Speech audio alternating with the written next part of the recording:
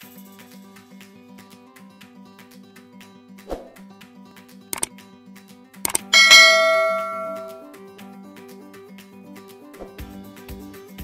kembali lagi di channel saya. Untuk kali ini saya akan menjelaskan tentang cara penyusunan tujuan penelitian.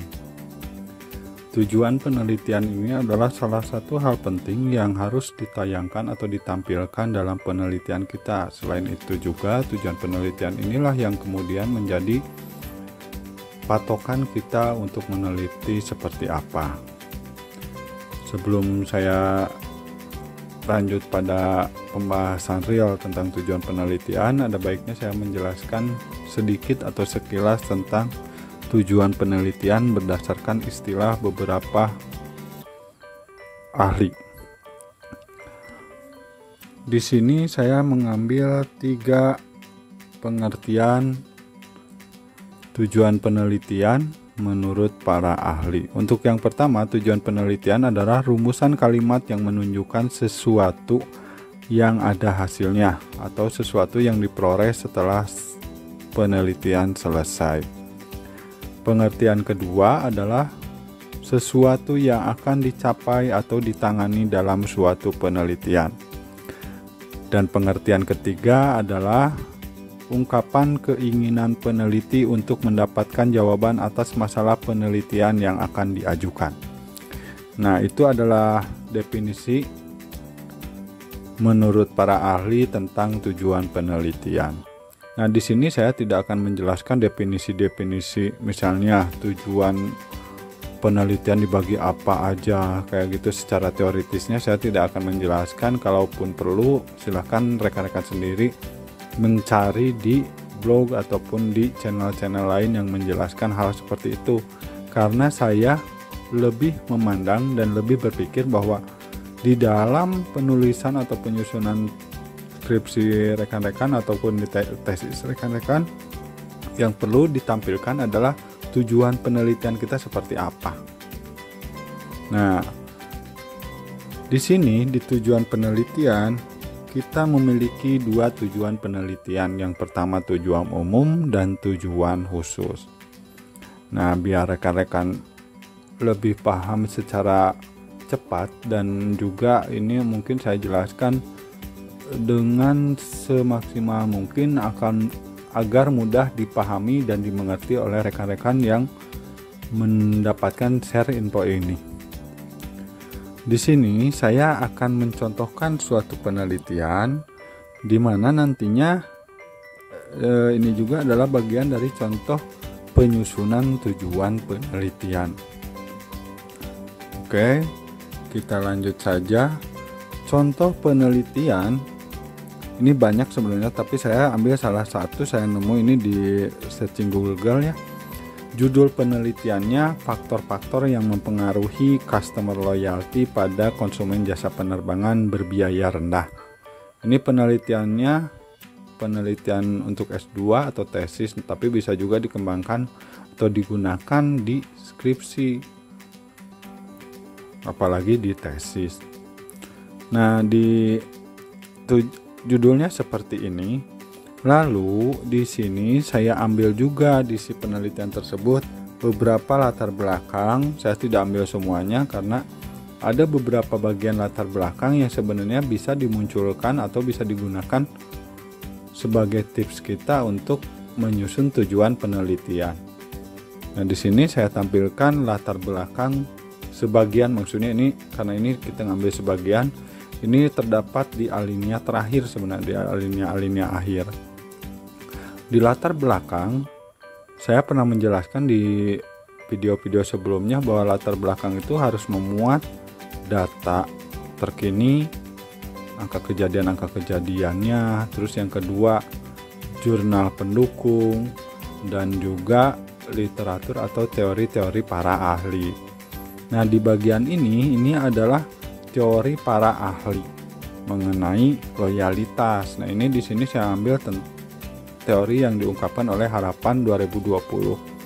Menurut Harapan 2020, meraih loyalitas pelanggan melalui kepuasan pelanggan bukan hal yang mudah. Selanjutnya, beberapa cara yang dilakukan perusahaan dalam mencapai loyalitas adalah dengan menanamkan brand image yang positif pada konsumen, keterikatan dengan konsumen, pelayanan yang memuaskan, serta menanamkan versi value yang dianggap sesuai oleh konsumen. Nah, kalau di tataran teori ini, menurut harapan 2020 ini terlihat bahwa si loyalitas itu sendiri bisa dipengaruhi oleh beberapa variabel atau beberapa faktor. Di antaranya kepuasan pelanggan, brand image, keterikatan konsumen atau customer engagement seperti itu, dan pelayanan yang memuaskan serta versi value. Jadi di sini terlihat ada 5 variabel. Nah, selanjutnya saya tampilkan pula di sini jurnal-jurnal yang mendukung terhadap penelitian. Nah, ini jurnal pendukung penelitian si judul ini. Di jurnal penelitian di sini biasanya minimal yang lebih baik itu kita pasang 3 jurnal penelitian, dimana satu untuk jurnal penelitiannya jurnal utama dan yang kedua adalah jurnal pendukung, jadi penguat. Nah, di jurnal utama di sini yang digunakan adalah penelitian yang dilakukan oleh Hapsari 2017.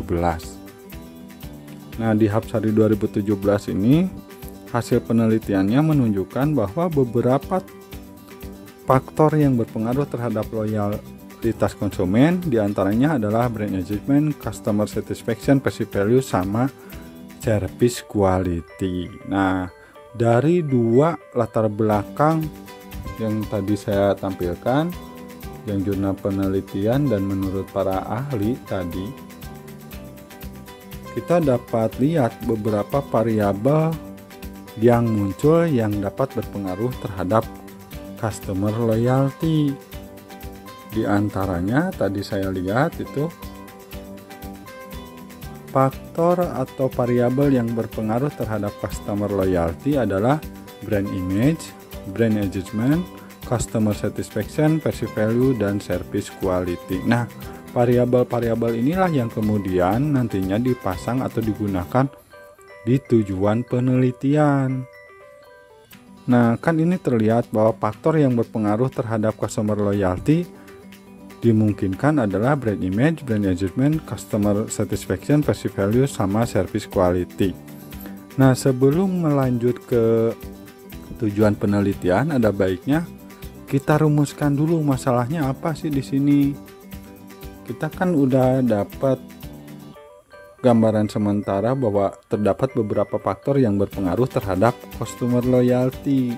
Nah, rumusan masalahnya kelima variabel tadi dibuatkan rumusan masalah terhadap customer loyalty. Nah, sehingga rumusan masalahnya untuk yang pertama, karena di sini kita nemu 5 variabel yang dianggap berpengaruh terhadap customer loyalty, maka rumusan masalahnya juga ada 5 poin. Yang pertama, apakah brand image berpengaruh terhadap customer loyalty? Yang kedua, apakah customer satisfaction berpengaruh terhadap customer loyalty? Yang ketiga, apakah brand engagement berpengaruh terhadap customer loyalty? Yang keempat, apakah perceived value berpengaruh terhadap customer loyalty? Dan terakhir, kelima, apakah service quality berpengaruh terhadap customer loyalty? Nah, rekan-rekan bisa lihat di sini bahwa bentuk rumusan masalah itu biasanya berupa kalimat tanya. Diawali dengan kata apakah dan diakhiri dengan kalimat tanya. Nah, ini rumusan masalah ini akan mempermudah kita dalam penyusunan tujuan penelitian. Kembali pada bahasan awal, kita akan membahas tujuan penelitian. Kan tujuan penelitian itu ada 2 macam. Pertama, tujuan umum sama tujuan khusus. Nah, untuk melihat tujuan umum, kita bisa lihat judul kita apa sih. Misal contoh untuk penelitian ini judulnya adalah faktor yang mempengaruhi customer loyalty pada konsumen jasa penerbangan berbiaya rendah.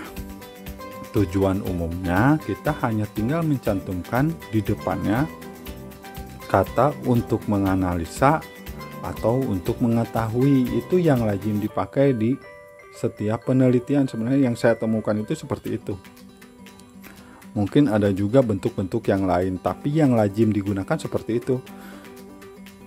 Kata depan ditambahin kata untuk menganalisa atau mengetahui, lalu diikuti dengan judul. Itu cara nyusun tujuan umum. Nah, selanjutnya kalau teman-teman pengen lihat ini hasil dari tujuan umum penelitian ini. Nah, seperti ini tujuan umum dari penelitian dengan judul ini. Tadi kan judulnya faktor yang mempengaruhi customer loyalty pada konsumen jasa penerbangan, tinggal ditambah aja untuk menganalisa. Nah, jadinya tujuan umumnya untuk menganalisa faktor yang mempengaruhi customer loyalty pada konsumen jasa penerbangan berbiaya rendah. Sederhana sekali. Nah, selanjutnya untuk tujuan khusus, karena tadi saya sudah menjelaskan tentang rumusan masalah. Nah, rumusan masalah ini tinggal diganti kata depannya dan kalimatnya tidak berbentuk kata tanya. Kalau untuk tujuan khusus tadi kan di rumusan masalah kita buat apakah seperti itu. Nah, tujuan khususnya kita lihat juga dari variabel tadi. Tujuan khususnya menjadi pertama, mungkin di sini untuk menganalisa pengaruh brand image terhadap customer loyalty.